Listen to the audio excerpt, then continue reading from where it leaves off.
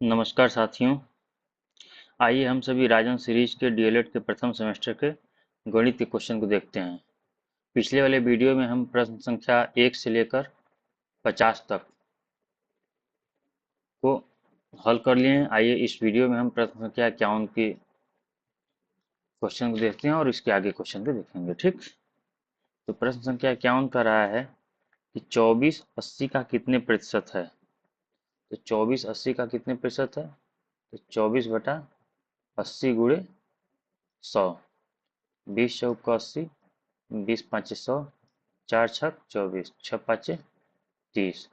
तो 24 80 का 30% है। अगला क्वेश्चन है 8a minus 3b plus 3a plus 3b का मान होगा।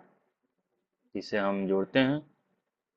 8a minus 3b plus 3a plus 3b, इसे जोड़ते हैं। 8a माइनस 3b ब्रैकेट को हम खोल दिए plus 3a plus 3b, minus 3b plus 3b cut गया तो 8a प्लस 3a 11a हो जाएगा। इसका उत्तर आ जाएगा 11a। अगला क्वेश्चन है 13 की अनुवर्ती प्राकृतिक संख्या है।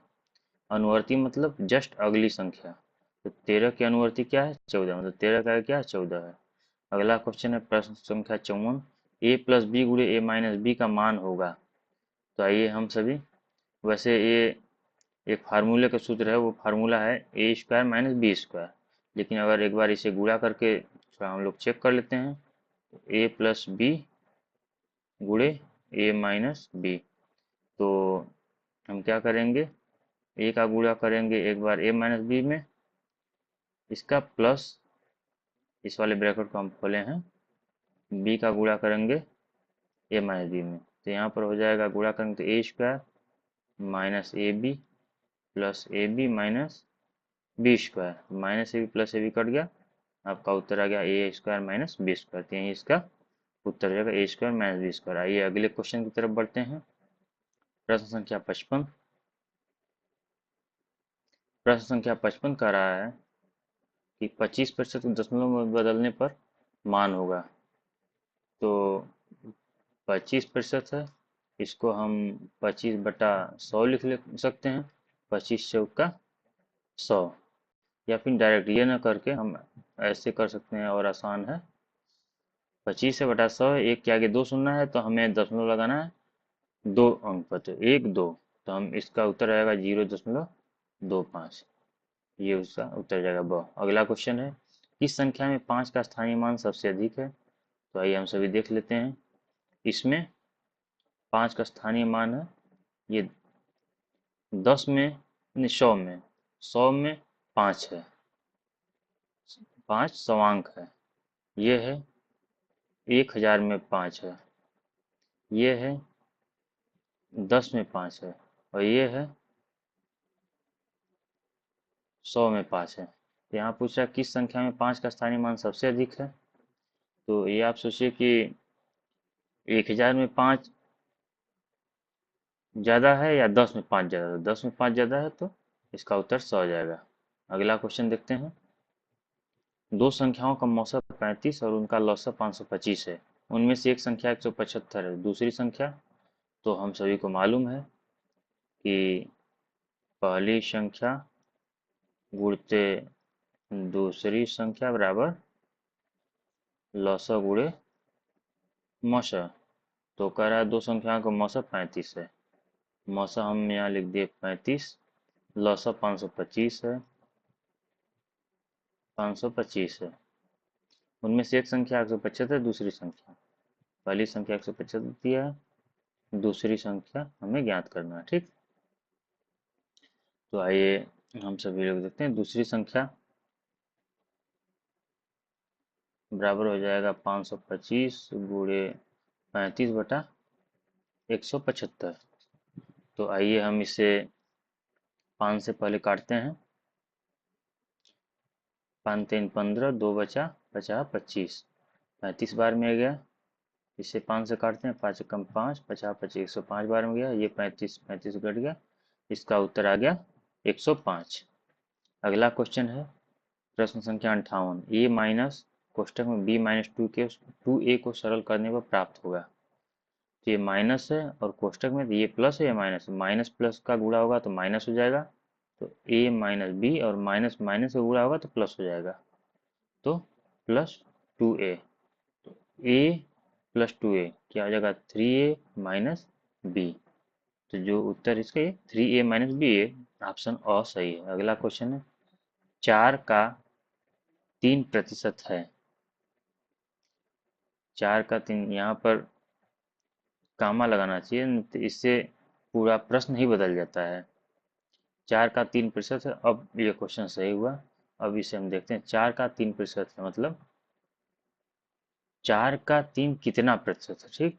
तो 3/4 गुणे 100, 4 25 हम 100, अब 25 75, इसका उत्तर आ जाएगा 75%। आइए अगले क्वेश्चन की तरफ बढ़ते हैं। प्रश्न संख्या 60 कह रहा है, आयत का प्रत्येक कोण होता है।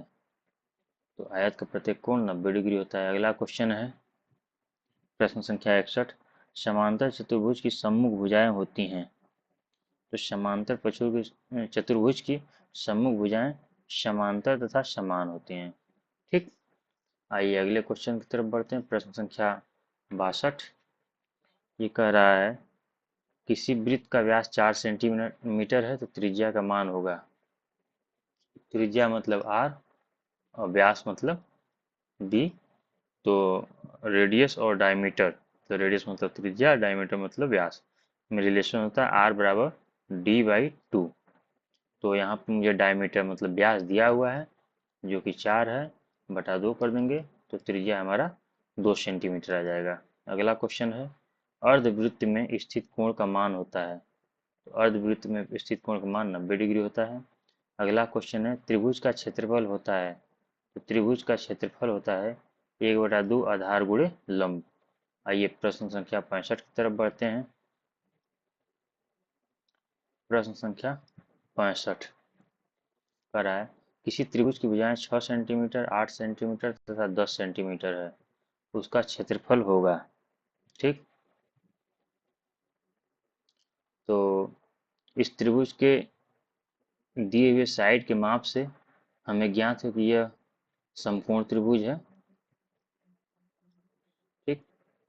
इसमें कह रहा है त्रिभुज की भुजाएं 6 सेंटीमीटर, 8 सेंटीमीटर, 10 सेंटीमीटर। मान लीजिए इसका आधार 6 है, सॉरी इसका लंब 6 है, आधार 8 है और कर्ण 10 है।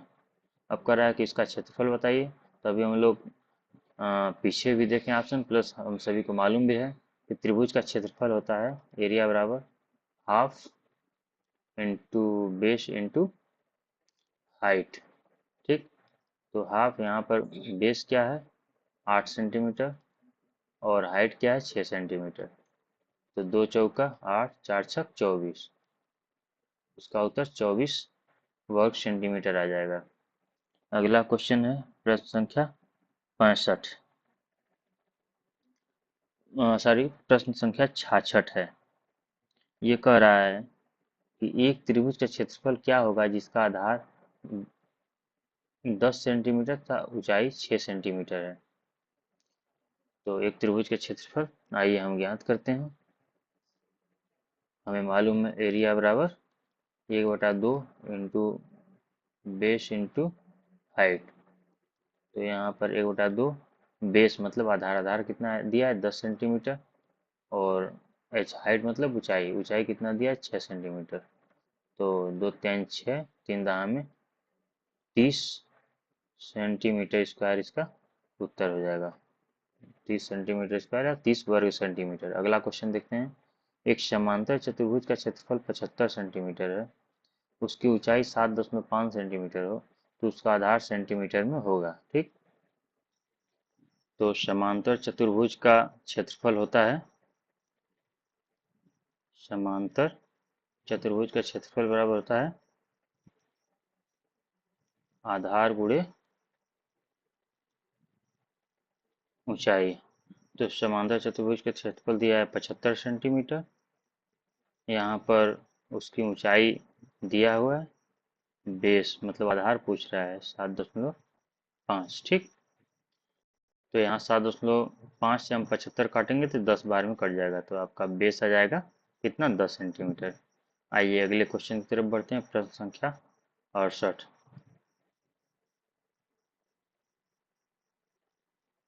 कह रहा है, वह वृत्त जो किसी त्रिभुज की सब भुजाओं को बिना बढ़ाए स्पर्श करे कहलाता है। तो इसका उत्तर हो जाएगा अंतःवृत्त। क्या कह रहा है, वह वृत्त जो किसी त्रिभुज की सब भुजाओं को बिना बढ़ाए स्पर्श करे कहलाता है अंतःवृत्त। जैसे मान लीजिए यह एक त्रिभुज है, ठीक, यह एक त्रिभुज है और इसमें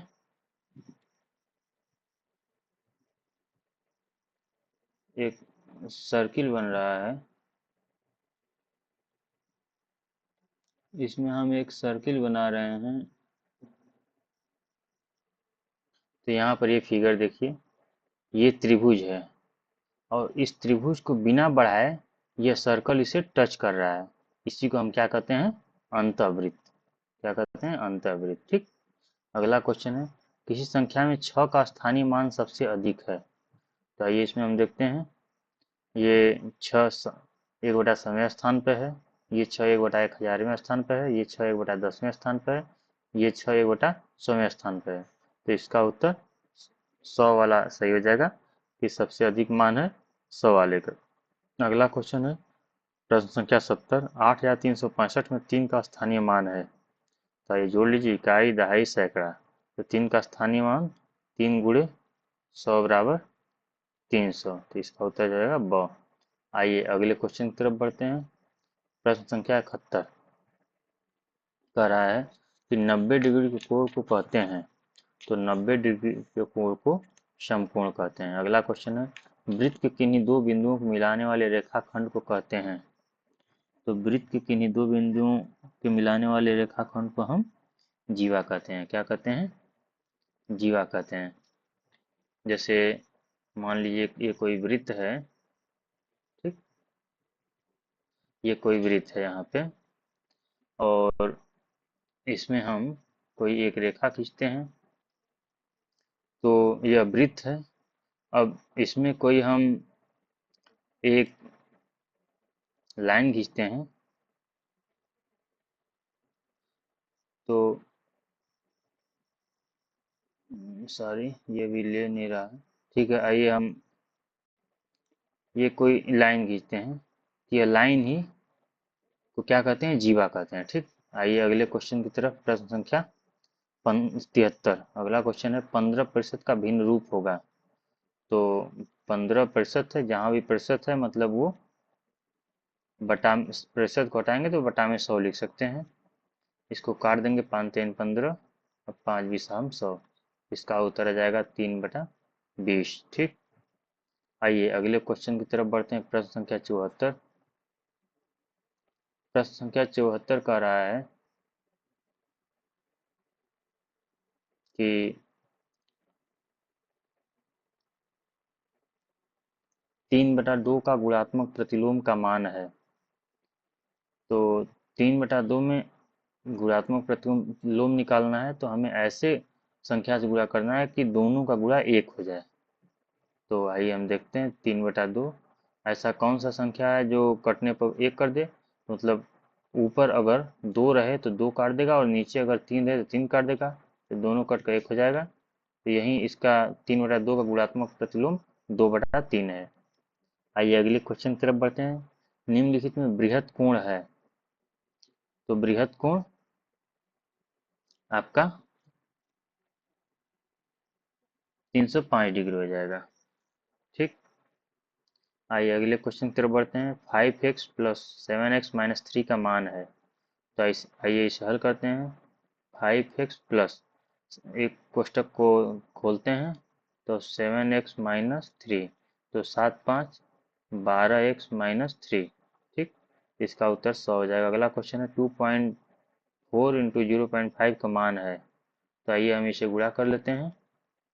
2.4 गुणे 0.5, तो 5 चौक 20 के 0 हाथ में आया 2, 5 गुना के 10, 2 12। दशमलव कितने अंक पे? एक अंक, और एक अंक ये और दूसरा अंक ये, मतलब 2 अंक पे दशमलव, मतलब इसका उत्तर आ जाएगा 1.20। ठीक। आइए प्रश्न संख्या 78 की तरफ बढ़ते हैं। प्रश्न संख्या 78 की तरफ बढ़ते हैं। ये कह रहा है कौन सा जोड़ा एक दूसरे को व्युत्क्रम है? मतलब कौन सा जोड़ा एक दूसरे का व्युत्क्रम है या उल्टा है? तो ये देखिए 5/6, इसका व्युत्क्रम 6/5 है। अगला क्वेश्चन देखते हैं। 80 और 90 के बीच अभाज्य संख्याएं हैं। तो आइए हम 80 90 के बीच की संख्याएं लिख लेते हैं एक बार। 81, 82, 83, 84, 85, 86, 87, 88, 89, 90। तो अभाज्य संख्याएं हैं जो किसी से कटे ना।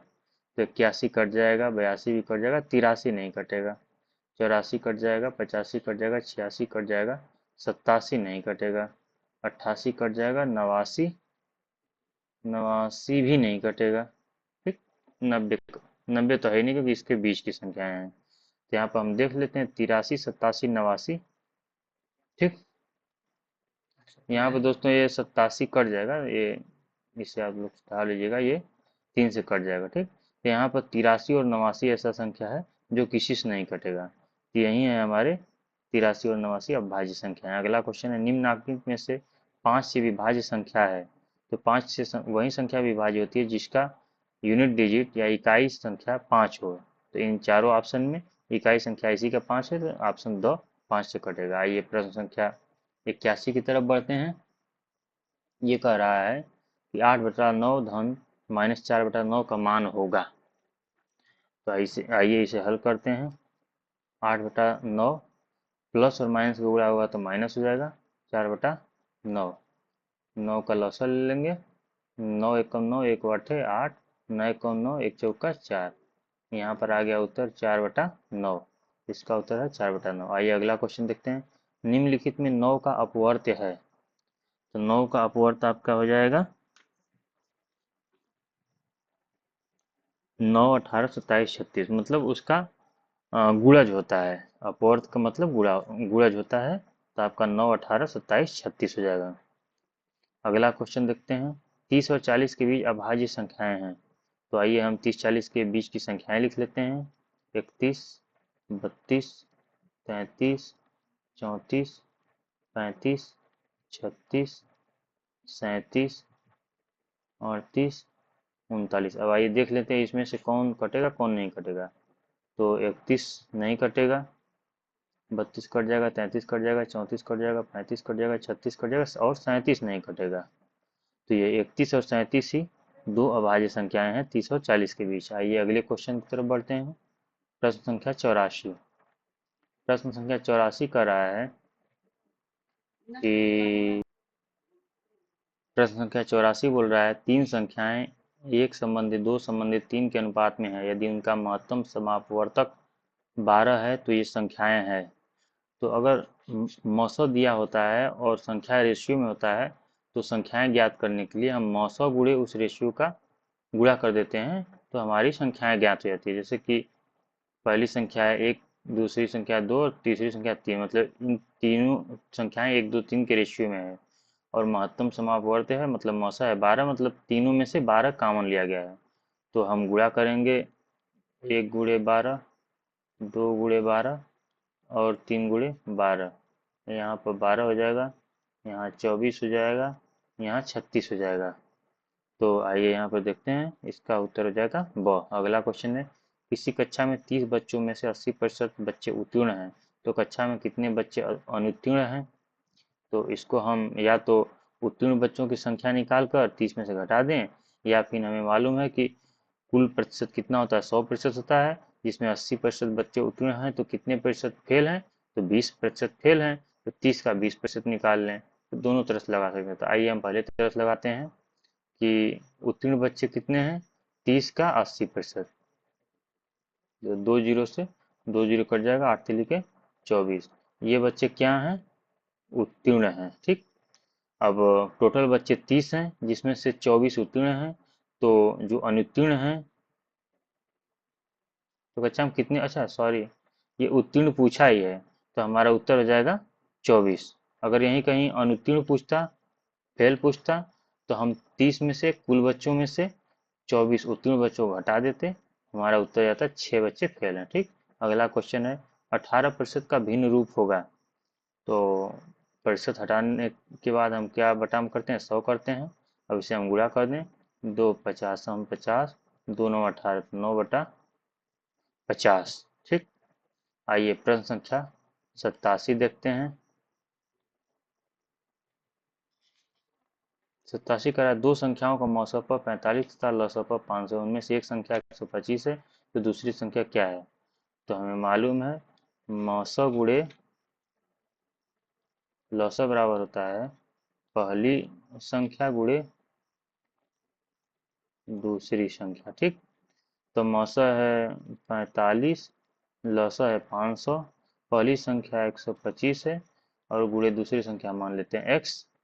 तो यहाँ पर हम लाते हैं 45 गुणे 500, 125 इधर मल्टीप्लाई में, इधर आ जाएगा डिवाइड में हो जाएगा, भाग हो जाएगा, यहाँ x हो जाएगा। आइए हम काटते हैं 125 को 25 से, 25 पचे 125, और ये 25 दूना 20 हम 500। ठीक। और फिर ये कट जाएगा 5×10 = 50, तो 45 गुणे 10, तो x का मान आ जाएगा 450। ठीक। x का मान कितना आया, 450। कहीं कैलकुलेशन मिस्टेक है, एक बार फिर से देख लेते हैं। दो संख्याओं का मौसम 45 तथा लसअ 500 है, इनमें से एक संख्या 125, दूसरी संख्या। पहले देखते हैं मौसम, ये सूत्र होता है मौसम गुणे लसअ बराबर पहली संख्या गुणे दूसरी संख्या। तो मौसम है 45 और लसअ है 500, पहली संख्या 125 है, दूसरी संख्या x मान लिए हैं, पूछ रहा है। तो इसको कैलकुलेट करेंगे, 45 गुणे 500 बटा 125, तो 125 500 को 4 बार में काटेगा। हम छोटे छोटे भाग में काटें तो देखते हैं कहाँ हमसे मिस्टेक हुआ है। तो हम पहले 125 को 25 से काटे हैं, तो 25 5 125, और यहाँ पर 25 दुना 50, 25 20 हम 500। ठीक है, यहाँ तक तो सही। हाँ, यहाँ पर मुझसे गलती हुई है कि 5 को 20 को 5 से काटें, यहाँ पर 10 लिखें, जबकि 5 चौका 20 होगा। ठीक। तो यहाँ पर 4 हो जाएगा, तो 45 चौका यहाँ गुणा कर देंगे, 45 गुणे 4, तो 4 5 20, 0 हाथ में 2, 4 चौक 16, 2 18। इसका उत्तर आ जाएगा 180। अगला क्वेश्चन है, 5/8 धन 3/4 गुणे 2/6 का मान होगा। तो हमें मालूम है एक सूत्र क्या होता है, भागु जोग। मतलब पहले करते हैं भाग, फिर गुणा, फिर जोड़, फिर घटाना। तो यहाँ पर भाग तो है नहीं, गुणा और प्लस है, जोड़ है। तो सबसे पहले हम गुणा करेंगे, फिर ये हल हो जाएगा, तो उसके बाद जोड़ करेंगे। तो आइए हल करते हैं। 5/8 धन 3/4 गुणे 2/6। तो हम गुणा करते हैं, 2 दूनी के 4 और 3 दूना के 2 दूना के 4, 3 दूना के 6। तो यहाँ पर आ जाएगा 5/8 धन 1/4। 8 और 4 का लॉस लेंगे तो 8 आएगा, 8 एकम 8, 1 गुणे 5 5 हो जाएगा, 4 दूना के 8, 2 एकम 2। मतलब यहाँ पर इसका उत्तर आ जाएगा 7/8। आइए अगले क्वेश्चन की तरफ बढ़ते हैं। प्रश्न संख्या 89। प्रश्न संख्या 89 कह रहा है कि 36 48 60 का लसअ होगा। तो आइए हम देखते हैं, 36 48 60 का लसअ। पहले हम सबसे छोटे संख्या से काटते हैं, 2 से। 2 18 में 36, 2 24 में 48, 2 30 में 60। फिर सबसे छोटे संख्या 2 से काटते हैं, 2 9 18, 2 12 में 24, 2 15 में 30। फिर 2 से ही काटते हैं, 9 कटेगा नहीं तो इसी तरह उतर जाएगा, 12 2 6 12, और 15 भी नहीं कटेगा तो इसी तरह उतर जाएगा। अगले क्वेश्चन आगे फिर 2 से काटते हैं, 9 इसी तरह उतर जाएगा, 6 कटेगा 3 से, 2 3 6, और यहाँ पर 15 भी इसी तरह उतर जाएगा। अगला फिर यहाँ पर हम 2 से अब कोई संख्या नहीं कटेगी तीनों में से, ये कटेगा 3 से। तो 3 तिली के 9, 3 एकम 3, 3 5 15। ठीक। ये 3 से 3 एकम 3 1, ये लास्ट में 5 होता है, ये कट जाएगा 5 से, 5 1 1 1। ठीक। तो आइए इसका लसअ देख लेते हैं। 5 गुणा करते हैं, 5 3 15, 15 3 45, 45 2 90, 90 दूना के 180, 100 दूना के 180 गुना के 360, 360 गुना के 720, तो इसका लसपा हो जाएगा 720। अगला क्वेश्चन है 12, 24, 36 का महत्तम समापवर्त होगा। तो 12, 24, 36 का हम निकालते हैं मौसा, इसे थोड़ा हम डिलीट करते हैं। हाँ, अब 12, 24, 36 का मौसा हम निकालते हैं मौसा। तो आइए पहले हम मौसे इसे निकालते हैं। तो 12 गुना के 24 कट गया। फिर 12 से अगली संख्या कौन सा है? 36। 12 तियां 36, ये भी कट गया, मतलब इसका उत्तर आ गया 12। तो 12, 24, 36 का मौसा 12 हो जाएगा। अगला क्वेश्चन है दो संख्याओं का लसपा तथा मौसपा क्रमशः 900 और 15, यदि इनमें से एक संख्या 225 है, दूसरी संख्या। तो हम लोग पहले देख ही लिए हैं कि मौसा गुणे रसा बराबर पहली संख्या गुणे दूसरी संख्या। तो यहाँ पर लौसा और मौसा 900 15 क्रमशः। तो लौसा गुणे मौसा बराबर पहली संख्या दिया है जो कि 225 गुणे दूसरी संख्या हम x मान लेते हैं। तो यहाँ पर हम कैलकुलेशन करते हैं 900 गुणे 15 बटा 225 बराबर x। ठीक, तो 225 को 15 से काटेंगे तो 15 कम 15, 15 15 हम 225, ये 15 बार में कट जाएगा। और इस 15 से हम 900 को काटते हैं तो 15 6 का 90, मतलब x बराबर 60, दूसरी संख्या 60 आ गई। आइए अगले क्वेश्चन की तरफ बढ़ते हैं। प्रश्न संख्या 92। प्रश्न संख्या 92 कर रहा है ऐसी संख्याएं जो 2 से भाज्य नहीं है उन्हें कहते हैं विषम संख्याएं कहते हैं। अगला क्वेश्चन है 2, 4, 6, 8 डॉट डॉट डॉट आदि संख्याएं हैं, ये सम संख्याएं हैं। अगला क्वेश्चन है संख्या 4 √3 है, यह एक अपरिमेय संख्या है। क्या है? अपरिमेय संख्या है। ठीक, अगला क्वेश्चन देखते हैं। परिमेय संख्या को p बाई क्यू में व्यक्त करते हैं, तो सत्य है, परिमेय संख्या को p बाई क्यू में व्यक्त करते हैं। आगे प्रश्न संख्या 96 को हम देखते हैं।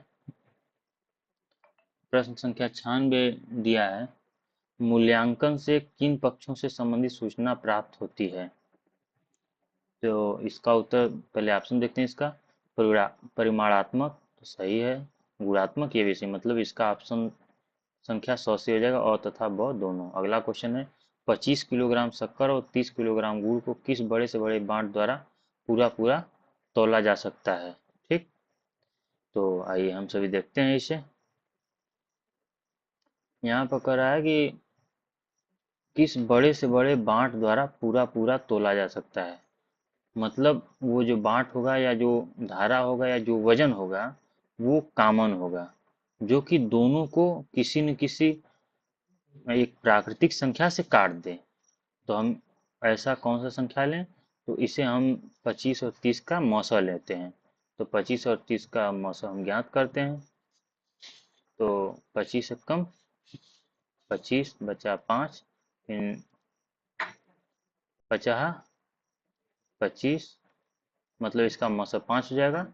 तो 5 किलोग्राम ही एक ऐसा बाट है जो 25 किलोग्राम और 30 किलोग्राम दोनों को सही सही तौल सकता है पूरा पूरा। अगला क्वेश्चन है अभाज्य संख्याएं हैं, तो 8 अब भाज्य है क्योंकि 2 से कट जाएगा, 4 से कट जाएगा, और 2 ये अभाज्य क्योंकि ये खुद से कटेगा।